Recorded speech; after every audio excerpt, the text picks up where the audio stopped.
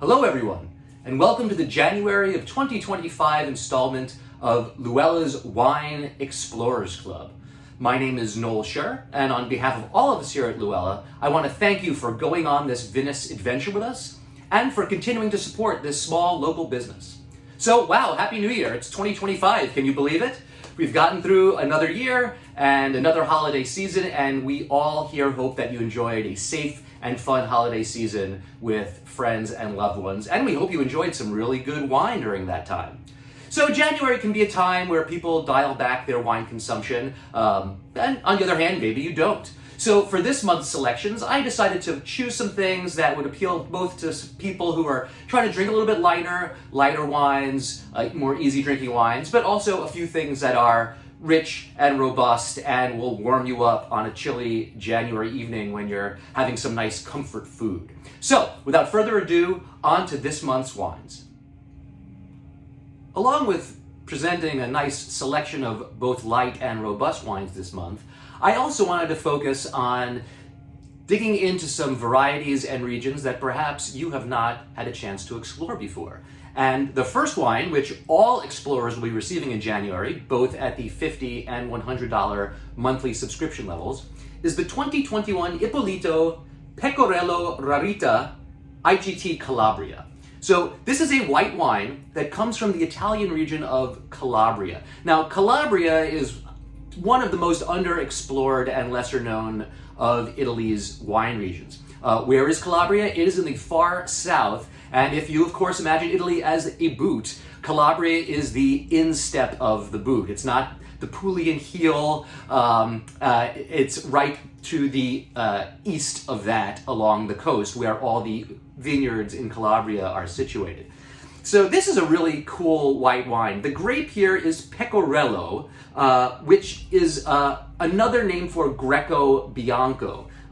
It's only called Pecorello in Calabria, so if you Google Pecorello, you're likely to not find much about it, but you will find cross-references to the grape Greco Bianco. And from that grape's theme, I think you can imagine that it is a grape that was introduced many, many thousands of years ago by the Greeks to southern Italy.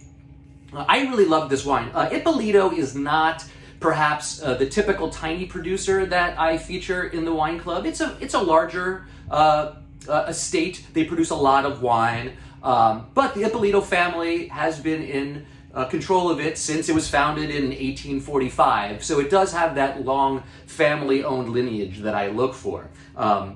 Ippolito makes a lot of different wines. Many of them are less expensive and frankly not that interesting, but this Rarita bottling is a limited edition, which it even says here on the label in small print, of Pecorello. Pecorello, as I was saying, is this fairly obscure grape.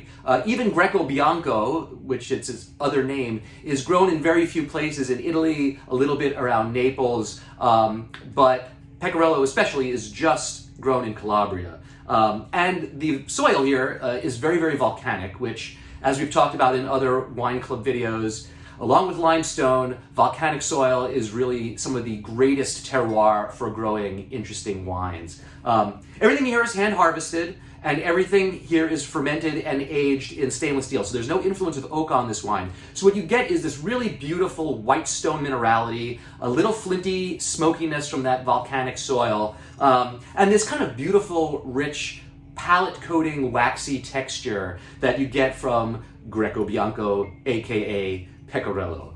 This one's really, really cool. I know it's super limited, both in its total production numbers and how much the local distributor had for me. So if you like this, please let us know as soon as possible, and we can get you some more bottles. Normal price of this wine is $30 retail. Wine Explorers, you're getting it this month, and for future orders, if you want some more, for $24. So, first wine for January, the 2021 Ippolito Pecorino Rarita. Cheers. The next wine that all explorers will be receiving in January is another wine that is made from a grape that perhaps you haven't explored, or perhaps you haven't explored in a wine where it is 100% of the wine. This is the 2023 Iconic Wines Multifarious Sanso. Now, first off, Iconic has great labels. I'm not a big buy wine for the labels guy, but I mean, come on, look at this. It's like some sort of like goat general with a bubble gun riding a giant crab thing. I don't know. That kind of label just speaks to me for some reason, but I'm sort of like a fantasy genre nerd, so I dig stuff like that. But iconic wines, you've seen some of their wines on our shelves here. We carry a Zinfandel that had a equally sort of like fantasy genre label with like these zombies fighting dragon monsters. They have their superhero line of Merlot and Cabernet that we were featuring for a while in our domestic department. But this is a 100% Cinsault grape. Now Cinsault you typically find in southern France as a blending component in some southern Côte d'Aron wines. Definitely in some Châteauneuf de Pape, sometimes in Gigondas or Vaqueiras, but in a lot of just AOC Côte d'Aron, you'll find 5 to 10% Cinsault. Very, very atypical to have a wine that's made 100% from Cinsault. But winemaker Burke O'Halloran, who's the mad genius behind iconic wines, has made this beautiful, fresh, juicy red from 100% Cinsault, grown in the Clemens Hill AVA. Now, Clemens Hills is part of the larger Lodi AVA in California. It sort of occupies an area in the very southeast corner of Lodi. And Lodi is known for their Rhone varieties. It's one of the warmer parts of California wine country. So you get that nice Mediterranean type climate there, and grapes like Cinsault really thrive. Now, Burke's whole thing is that he says he's a proudly dogma-free winemaker, basically adhering to natural wine processes. He sources organically grown fruit, ferments with natural yeast, uses as little sulfur as possible, and really just lets things go naturally. But he doesn't have a big sort of like stated dogma about things where he's always going to do things one way or the other. And I really like that, because to me, that is how great wine gets made. You might have a philosophy, but you're flexible enough to work with what nature gives you. And here nature has given Burke some really beautiful bright red fruit, spice, leather, some earthy minerality. This is a really nice juicy red to chill a little bit. You know, maybe on a cold night you don't want a chilled red, but if we get some seasonably or unseasonably warm weather this January, this will be a nice one to chill and sip with some grilled chicken out on the deck. So this is the iconic multifarious Cinsault. This is normally $32 retail. You're getting it for $25.60. I know this wine, other than what I got for the club, there were just a few bottles still with the distributor. So this is one that if you like, definitely hit us up as soon as possible if you want some extra. Otherwise, you have to wait until the next vintage. All right, I hope you enjoy it. The next two wines will be in the 4-pack for $100 monthly explorers. And we're starting off with another variety you might not have had before from a region you might not have explored before. This is the 2021 Castello di Torre in Pietra Cesanese, known as the Terra de Breccia wine from the region of Lazio. Okay, that's a lot. So Lazio, where is it? Lazio is the Italian region where Rome is located. Now you might think Rome, being sort of the quintessential Italian locale, would be very, very famous for its wines. But it's not. Lazio is not actually very well known for its wines, and they don't have a ton of wine production. Perhaps their most well-known wine is their white wines, specifically one called Est Est Est, which is sort of a industrial produced, not very good Italian wine that you can see on a lot of lists on old Italian restaurants and wine shops. But this is Cesanese, a red grape variety, which is actually the greatest red grape variety in the Lazio region, but very overlooked, not very widely planted. It's kind of just starting to emerge from total obscurity over the last couple of decades, with producers like Castello di Torre in Pietra.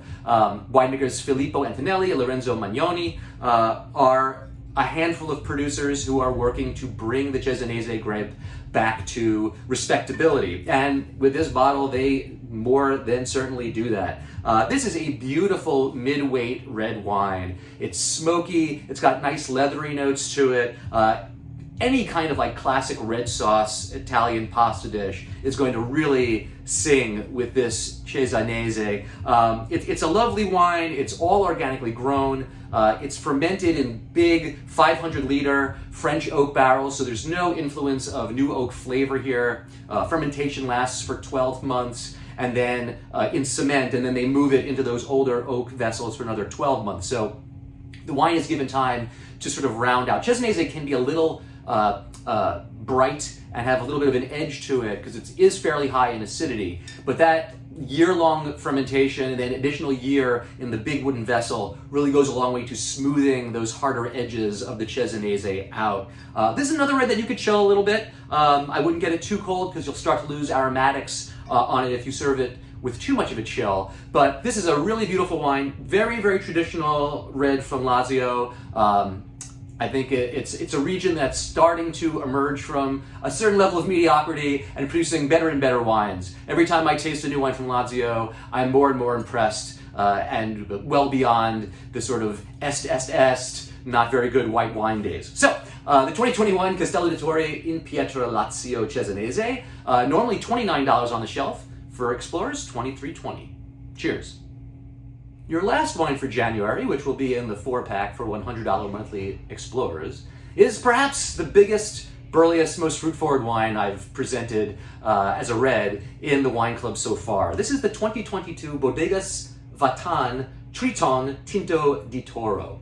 So Tinto di Toro, which is the name of the grape here, is a grape that you probably have had before, but under the name of Tempranillo. So Tinto di Toro from the Toro region of Spain is the same grape genetically as Tempranillo.